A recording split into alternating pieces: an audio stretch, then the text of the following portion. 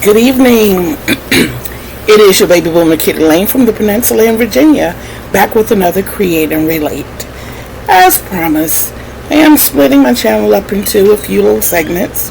Today, as of right now, I'm coming to you with ASL, American Sign Language. So, what I decided to do was break it down into little segments. Every now and then throw you a quiz just to see how you're doing.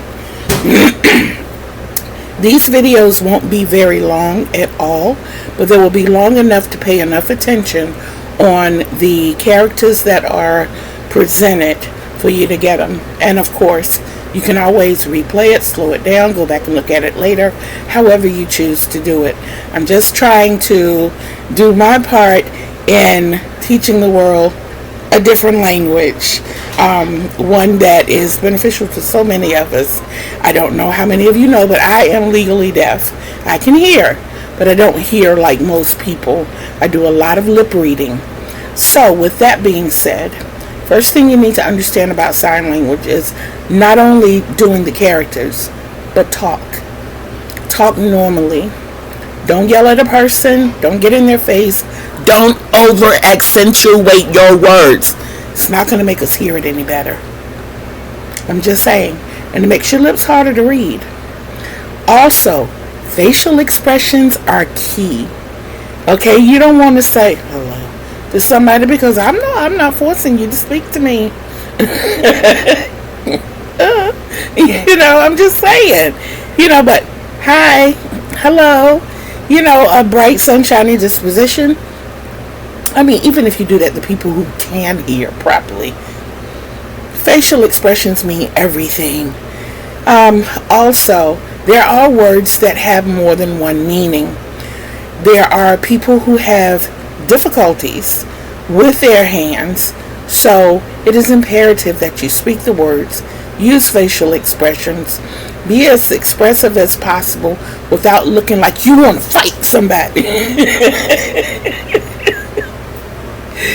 Okay, so some of the things that I have looked up are just for keeping in line with crocheting or creating, I should say. Okay, we'll start. I'll go back over the alphabet that I've already been over, which is cool. I want to make sure everybody who's interested can take this in. Okay? So you start with the fist and stick out your thumb. A. Very simple. From the side view, A. From the thumb view, A. It can be done with either hand, but whichever hand you're claiming as your dominant hand, stick with that throughout the conversation. Because if you come at me, so if you're starting out with your right hand, try to keep it with your right hand. So don't, it's confusing. It's like people talking to you from different directions, okay? So we've got an A. We're good with that, okay? So we're going to go straight from A to an apple. Very simple. Make that fist again and lift that first knuckle. That's what it's going to look like, which is an X, by the way. Put it close to your cheek and twist twice. Okay?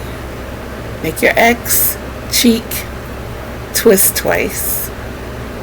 Apple. Apple. Apple. Okay? And now, being that all of us crafters are artistes, pick your finger up. If you're drawing or writing, even or drawing, art, anything, your non-dominant hand is your easel. Your dominant hand can either be this or this, whichever way is more comfortable for you. The pinky connects to the finger. You can either draw a shape, you can write like you're writing, or you can come straight down, either one. It means to draw or art. or write. Okay? So art, we're keeping in the A's. Art. Art. Art.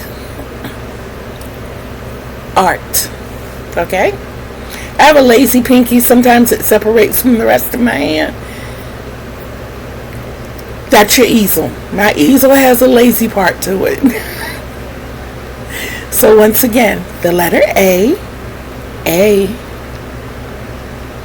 apple, apple, and art.